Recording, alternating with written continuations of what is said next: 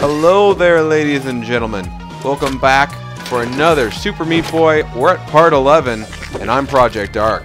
Alright guys, we're going to be doing a little bit of a different format from now on. We're going to be showing the first run of every level, then we're going to be showing the completed run of every single level, and occasionally I'll also show the replays for some of the levels that took more than a couple of tries to do them, which should be basically every single level by the end of the game. I will be showing me getting every single bandage, I keep doing that, in the game. I kept on making this mistake, or I wouldn't do it right. Then finally I kind of clued in on this part that I didn't really need the right side, so I could just basically completely trash it and then just use the left side for the remainder of the way up.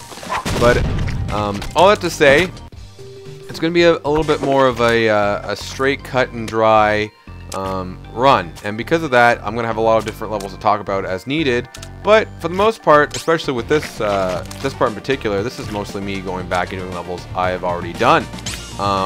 So I pretty much hopefully talked about these levels as I played them. You know, it's 7 tries on that level.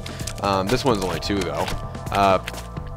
But what I thought we would do a little differently is story time. Actually, we're gonna be doing stories that I can share with you guys, stuff that's happened to me, stuff that is happening with the channel, giving you guys maybe some updates. This might be my update. I don't like doing update videos, but I would like to maybe put it inside of in other playthroughs. But I'm definitely going to be getting to the main story of why you guys are probably all here. It's the story of how I hit a parked car and caused myself permanent nerve damage on my shin, actually, in particular. And yeah, I'm gonna live with that for the rest of my life. There's no way I can fix it. Quite a funny story. All right, so I hail from the nation's capital of Canada, right near the Ottawa area, actually. And for those of you who don't know, in Canada, depending on what part of Canada you are in, of course, but where we are, it gets cold, it gets icy. It's, you know, pretty prototypical. Our winters last quite a little bit of time. It's nowhere near as bad as say the northern region, like in Northwest Territories in Alaska, but you know, 6 months of winter kind of sucks. But all that to say, one season in particular, it was extremely icy, and I went to go pick up one of my friends. Now, for those of you who don't know, I live out in the country, and in the country we have buttloads of land and big driveways because we have so much land. So what happens is as I'm going up his driveway, which happened to be on the greatest slope of all time, my car would not ascend this driveway. It was sheer ice, and my car just wouldn't go up it. I said, whatever, not a big deal. I parked at the bottom of the driveway, and very slowly, very purposefully, every step up that driveway, I climbed it, until of course, I reached the top. At the top, got my buddy, said, "All right, let's go." So my friend, being a athletic guy, he's a little bit on the, he's been playing hockey for a long time, so he's very comfortable with ice. I am not so much comfortable with ice, even though I live in Canada. So he looks at the driveway as a challenge and just slides down the mother. Oh, Jesus Christ. He just, you know, sets up his attack. He delivers, and he just slid down that, not even so much breaking a sweat. And it was a sight to behold. Me, on the other hand, being scared shitless of falling on my ass and hurting myself. Oh, funny how that works, eh? This me like, where's the key? I later learned the key would fall down. You guys will see that in the next part. But what I thought was, you know what? I'm just going to go ridiculously slow. So very slowly, I set it up. I'm at the top of the hill. It's very icy. Did I mention that? This is a sheer hill. Did I mention that too? All right. So I start off going very slow, taking very, you know, particular steps, kind of like my way up. What ends up happening is there's no traction on my running shoes, and it goes all the way bad. I go to go down that driveway, and as I'm starting to do little steps, starts getting faster and faster because I'm slowly sliding towards the bottom of the driveway. Now, I'm gaining momentum, and I'm gaining momentum really fast. Check out this warp zone glitch. Isn't that strange? That was weird. I thought I'd show you guys that at the very least. But anyways, so I have to go back and redo it. Not a big deal. So, what is happening as I'm gaining speed, I'm pretty much panicking and running. I'm pretty much sprinting down a sheer cliff at this point. That's how the angle I'm going with at this point. I dropped down a cliff of ice. And what I had to do was I had to stop myself. And I thought, either I can just fall down, slide down, make myself look like a dumbass, or I could be the cool kid and my car's at the bottom of the driveway. You know what I could do with that? I could extend my arms forward in front of me as I sprint down the hill, and what I will do is I will brace my impact. I will stop myself with my outstretched hands on the hood of the car. I will press against it. I will stop myself. This was the worst fucking plan I have ever had in my entire life, because you know what happened? The hood isn't that tall, ladies and gentlemen. I'm 6 foot, and when I went to go block my fall, or stop my fall as I so eloquently put, with my hands, guess what stopped it instead? My legs. I smashed my legs into the car, into the freaking hood of the car, at sprinting. I sprinted into the bumper, the front bumper of a car. Yes, that's how smart I am. I remember the burning sensation. My legs were on fire, in pain, agonizing. It was indescribable pain. My friend's sitting there laughing at me, and I'm like, alright, just gonna walk this off. So much burning pain. Oh, it was just brutal. So, I'm like, whatever. I checked those huge gashes on my leg. I'm like, walk it off, whatever. Whole drive there, my legs are on fire. Oh, it was brutal. So when I finally, after a couple of days, I kind of noticed that my left leg was still hurting. It was still hurting quite a bit. I would touch on it, and I'd get just flame completely rising through my leg, like just burning. So much agonizing pain. I would simply touch. I would touch the floor. I would touch the side of a wall with my leg, and I would be crippled. I'd fall to the ground. It would be so painful. Over time, it has subsided, but there are times where people can just touch it, and I can still feel the pain, burning pain. It's not, you know, crippling, but it's burning, and it hurts as all hell. And so for those of you who are wondering, if I were a boss, that's my weak point. But yeah, I thought I'd tell you guys that. How I caused permanent nerve damage to my body by hitting a parked car. Anyone heard your mama's so dumb she got hit by a parked car? Yeah. Yeah. Alright, so that's one of my 2 stories. My second story, a little nerdier, and it's gaming related. So what happens is there's a little game for the Super Nintendo that's called Megaman X. Hopefully you guys have encountered it at some point. It's a traditional Mega Man game in the sense that you gain enemies power-ups. Not going to go into it too much. So Megaman X was one of my favorite games of all time, growing up especially, but it was hard as shit. Not because the bosses were hard, but because of the level design and the game design. What happened was, after you beat the 8 main levels and the main bosses attached to those levels, you would get a final run. And basically it would be 3 levels containing all 8 bosses once again, on top of, I think it was 3 completely unique additional bosses that you don't gain power-ups from. And then you would do a 4th level where you fought the final boss in, I think, 3 or 4 forms. I know at least 3. Now, what ended up happening is that there was no save feature in the game besides codes that you inputted in the game, and it would go through a registry of codes that had available as to what in particular was your progress completed. Now, what happened for the game is, if let's say you got to that final boss, you had beaten all 3 stages, beat every boss again, and you got to that final stage, guess what would happen?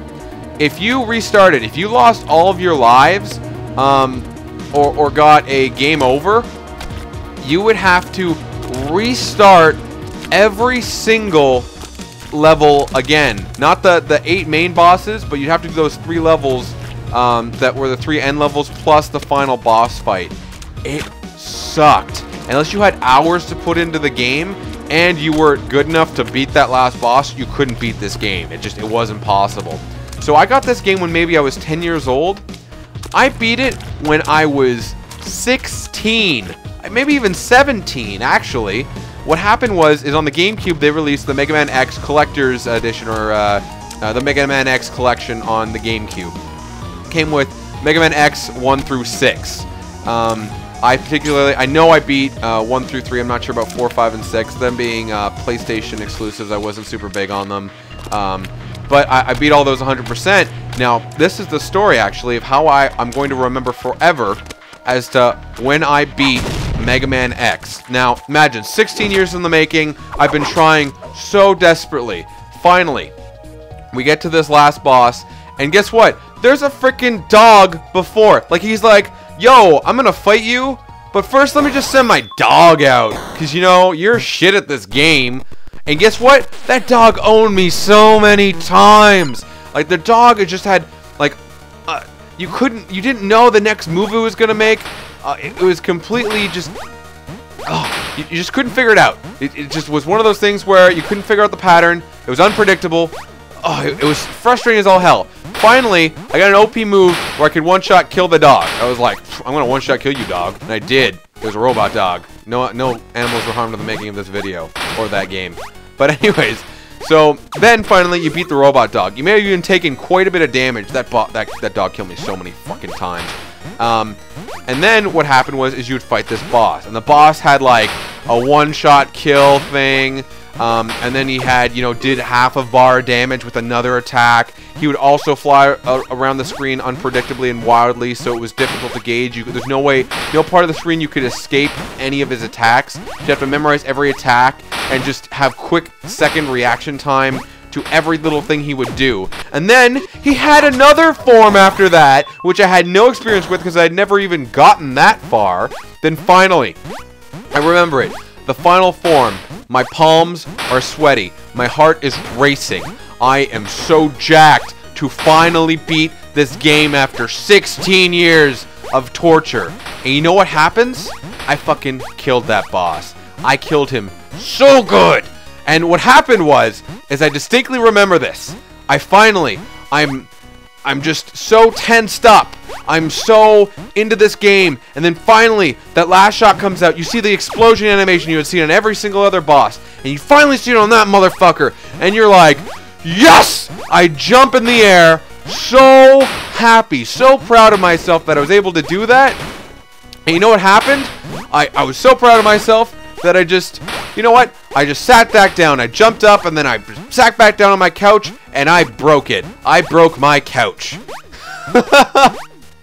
Literally, I was so excited to complete that level that in my earnestness to sit back down in that spot I'd been sitting in for probably close to 3 hours, I broke our couch. To this day, the couch is still broken. I can still remark upon the time where I broke the couch and beat Mega Man X. It's totally worth it. So yeah, that was my 2 main stories for this part. I thought I'd share with you guys a little bit about Banjo-Kazooie really quick. The reason why it took so long to upload a part was because my capture card, which was just a beast, it's a beast of a card. It's Black Magic Intensity Pro. It would not read N64. I spent days trying to work on a solution. I contacted support, like the tech support for Black Magic, which I didn't normally do, where they told me that the N64 actually doesn't output in the proper format. What it is that my capture card only reads a minimum of output of 480i, and the Nintendo 64 actually outputs in 240p. And what that means, kind of in layman's terms, is 240 lines per screen versus 480 lines per screen. So it wouldn't do that. So what actually ended up happening in the old N64 games was that your television would convert the N64 picture to a full 480i, but even newer HD televisions can't do it anymore because it's not necessary, because everything kind of comes out as it does. Now, the thing is that I thought, you know what, okay, I'll get an S-video cable. So I got an S-video cable hoping that it would output in a high resolution. That didn't fix it. I was so frustrated, and I started looking at an up converter. These scan converters, what they do is they scale up your resolution to 480p. $500 for the damn thing. I'm like, are you kidding me? So you know what I did? I went out and I got a Dazzle. So I could record probably close to a total amount. I'm thinking I'll probably maybe put an hour of footage just so I could have a really high quality comparison video of the N64 or the Xbox Live Arcade. It took so much effort and so much time just trying to figure that out. Oh my god, it was brutal. Finally, it has come out, and you guys can check that out. It's a really good comparison video. I hope you guys like the storytelling format. I think I'm gonna like it. I'm having a lot of fun doing it. Just sharing with you guys. I'm thinking a life story and a gaming story. You know, because as it stands, there's not too much interesting to say about Super Meat Boy. You go from point A to point B, and you complete the levels, and you die a lot. So I think in this format, it's really good for me sharing about me, like I tried to do with some of my earlier videos, but in a more pointed form where I don't need to be distracted by constantly dying, like right at that exact point when I said die. Great, good job, game. I'm proud of you. So yeah, right now I'm just gonna go ahead in this part, as you guys have probably been noticing. I've done so much in this game. Collect a lot of band-aids and a couple A+. I'm just going through warp zones.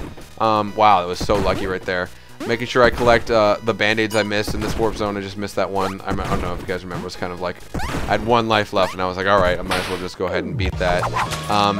Believe we're gonna have time for one more level, and we're gonna call it a part there. But yeah, tell me if you guys like this. Make sure to like, comment, favorite, subscribe, put it on Facebook, tweet it, put it on DeviantArt, take a snapshot of the thing and put it on DeviantArt. That makes sense. Make it a podcast. I don't know. Someone do that for me. Make it a podcast. So do all those things if you like this, or any one of those things. If you don't like this, just like and subscribe. That way you can hate me every step of the way as I divulge every single one of my life secrets. I have no secrets. I'm Batman. There's my A+ on that level. So yeah, if you guys want me to go back to Rage, I do have plans for a couple of special levels. There's a warp zone in particular I have in mind where I'm going to be doing live commentary while I do it, but it'll be edited together so you guys don't have to sit through. I think the level is going to take me close to 2 hours of straight playing, so you guys will get to see that. I'm going to continue to be churning out some of my more standard LPs. I did a lot of work on Call of Duty. The multiplayer madness went over actually really well. A lot of people really like that. They take a long time to make though. It took me 6 or 8 hours of editing on top of filming over a course of 4 or 5 days of about 2 hours of actual content, cutting that together, editing it up, and hopefully I can do more. Just trying to find the time where everyone's online and just having a ton of fun. And I hope you guys, anyways, actually, I'm gonna just end that here. I got 8-Bit Meat Boy. I think that's enough. That's enough information for you guys for one day. As always, thank you guys for watching. Have a good one, and I'll see you next time.